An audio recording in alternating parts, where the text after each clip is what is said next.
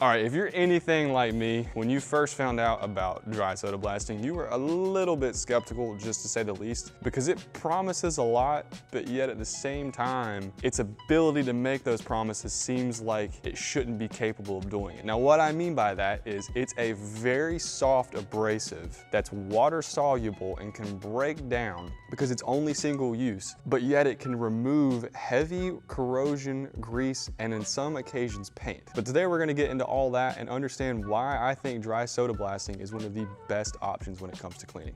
If you're unfamiliar with what dry soda blasting is, I'll go ahead and hit on that a little bit. Soda blasting uses an abrasive that's very similar to what your standard baking soda is. You guys can actually see it right here. It's a very fine powder that you're actually blasting with. Now, you are using compressed air to actually propel this onto the part, and that's what provides your stripping and cleaning action. Now, in this specific setup, we have a pressure pot in the rear, so it's actually a vat that you fill with abrasive. It's then pressurized with that compressed air, and when you release it with the foot pedal, it leaves your blasting gun and travels onto the part. We are gonna be blasting at around 80 PSI just to show you guys what some higher power stripping looks like, but that's essentially what soda blasting is and how it works. Now, there are a few disadvantages of dry soda blasting that I want to go ahead and hit before we get started. Dry soda is a single-use abrasive, which means as soon as it leaves the blasting gun and actually makes contact with your part or the cabinet itself, it is no longer reusable because you actually have broken down that powder into something that does not have enough mass to actually clean a part effectively again. So as soon as that abrasive is used once, it is no longer usable again.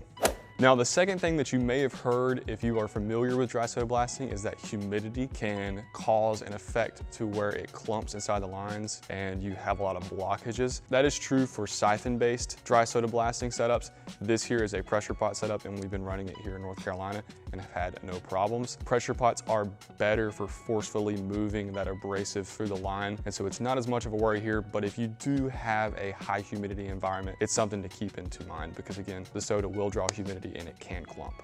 The last biggest thing, which in my opinion is the biggest disadvantage of dry soda blasting, is the fact that it does not polish the part. If you're looking to get a finish similar to what you would get with a glass bead, you are gonna have to use a circular abrasive, something that can actually roll across the surface and polish it. Dry soda blasting does not have that ability. It is only for cleaning purposes. Now, it's gonna be better than the finish you can get from any kind of parts washer, whether that's a low pressure or even a high pressure parts washer, because you do have an aggregate. And again, the biggest advantage is it can easily be washed away. But I'm gonna stop talking about it. I'm gonna actually go ahead and use this machine on this head we have here to show you guys a little bit of the cleaning action, and then we'll go over the advantages.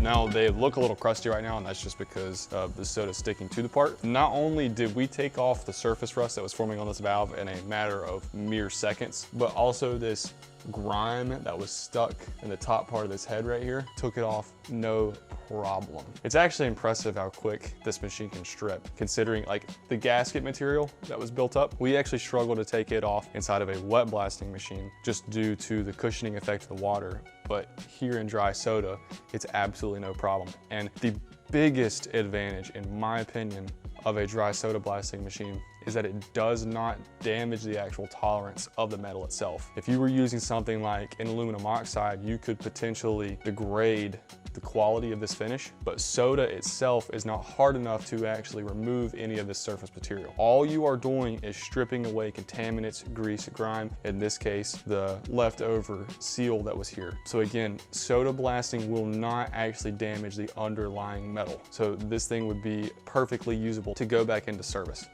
So actually, after rinsing it off, it's given us an even better representation of what this soda machine is capable of. You guys can see right here just the amount of grime that's left on this part, and then up here we're left at a base metal. You can see up top, this thing was actually painted, and I wasn't even focusing on this area. We were actually starting to remove the paint on the top portion of this block, of this head. If we put it back in there and I was to focus on it, it would take a while, but I think we would 100% be capable of removing this paint. But for what you're typically going to be using the soda machine for, removing this grime right here is exactly what you're looking for. This is essentially a more capable parts washer, again, because it has an aggregate, even to the point where you can remove paint and you do not have to worry about damaging the actual metal itself. With traditional sandblasting, even with wet blasting, you're going to change the characteristics of that metal. With soda blasting, that's no problem. And the other big benefit, especially if you are someone who's working with engines and you do not want to have to worry about media embedment, where you actually have abrasive particles that get lodged into the metal itself and can work its way out under heat, as well as media being packed in cavities and whatnot. You know,